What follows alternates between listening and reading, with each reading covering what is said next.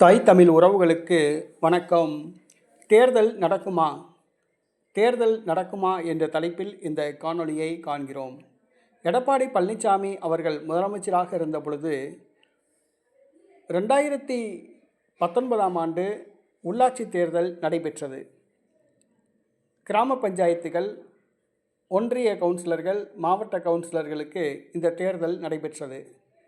இதன் பதவிக்காலம் இந்த மாதம் டிசம்பர் மாதத்தோடு முடிவடைகிறது.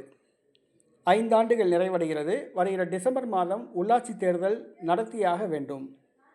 ஆனால் திமுக அரசு தேர்தலை நடத்துமா என்பது கேள்விக்குறிதான். ஏனென்று சொன்னால், தமிழகத்தில் கனமழை காரணமாக சென்னை மற்றும் விழுப்புரம், கள்ளக்குறிச்சி, கடலூர் ஆகிய மாவட்டங்கள் பாதிக்கப்பட்டுள்ளன.